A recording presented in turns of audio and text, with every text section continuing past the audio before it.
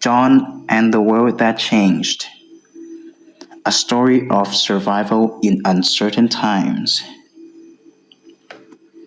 If you asked John 5 or 6 years ago whether he'd ever sit at home selling clothes online, speaking to a camera, making jokes, trying to get strangers on the internet to buy secondhand t-shirts, he would have laughed.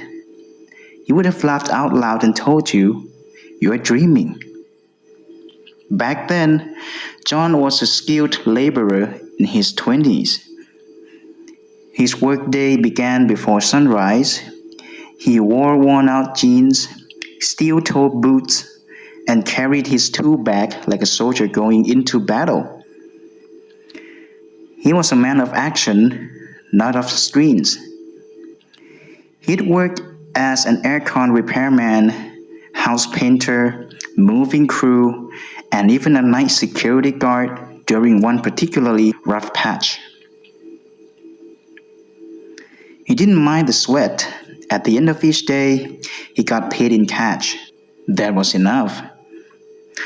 But nothing lasts forever. Then came the COVID-19 pandemic. The sites closed, offices shut down, jobs disappeared.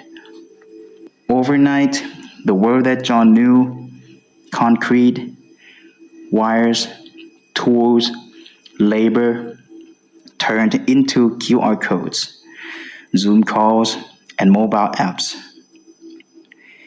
He went from getting 5 job offers a week to none for months. He tried everything, sent out resumes, showed up at job sites hoping someone needed an extra pair of hands, but the demand for physical labor had dried up. As costs rose, groceries, fuel, electricity, John's income dropped. Credit card debt crept up. He delayed house payments. Pride began to taste like rust in his mouth. He wasn't lazy. He was just left behind. One evening, while eating rice with boiled eggs with soy sauce, his dinner for 3 days straight, John scrolled through Facebook and saw his younger sister, named Anne. Anne was doing a live stream.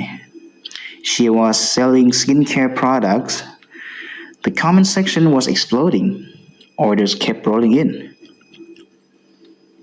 That night, she video called him. "Why don't you try selling stuff online, John?" she asked. He scoffed. "I'm not made for that. I don't even know how to go live. And who's gonna buy from someone like me?" "You'd be surprised," she said. "You know how to talk to people. Just be yourself. Start small." It took another week and a second electric bill warning before John gave in. Anne helped him set up a page. They came up with a name, John's Closet Finds. Anne drove him to a wholesale market on the weekend. They bought 50 used t-shirts, clean, good quality, branded. She taught him how to go live, how to hold up shirts, smile, and talk about fabric like it mattered. The first few streams were rough. He was stiff, awkward, and kept looking at the wrong camera. No one watched. But John didn't give up. He studied other streamers.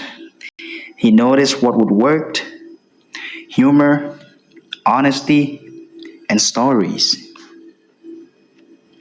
He started talking like he would to friends. "This one's perfect if your ex comes back. You look too good to take back." He joked one night while holding up the blue polo shirt. People laughed. They started following him. Orders came in, first 2 shirts, then 5, then 20. Fast forward 6 months, John was now making more money than he did as a full-time technician. He didn't have to work under the sun anymore. Though his days wages as long. He packed orders till midnight, responded to messages during lunch, and planned content between meals. His room transformed from a bachelor's cave into a mini studio. Racks of t-shirts lined the walls. A ring light stood in the corner. He even bought a labor printer. It wasn't easy, but he was surviving. More than that, he was adapting. One quiet Sunday, John stood by the window of his apartment, looking out at the city in the haze of late morning light. He wasn't sure what the future would bring. The world felt fragile. Jobs came and went like trends. Security no longer came from loyalty or skill, but from the ability to shift, to learn, to evolve. He remembers something Anne once said. It's not about what you're good at anymore, it's about how fast you can learn what you're not. That line stuck with him. John still missed the old world sometimes. He missed the smell of sawdust, the hum of drills, the camaraderie of crews eating lunch on curbsides. He knew he couldn't go back. The world didn't wait, and people who stood still were the first to fall behind. So he kept going. One shirt, one post, one live stream at a time. When he caught up with an old friend one day over coffee, they asked, "Do you ever feel weird doing this? Selling clothes online like a teen influencer?"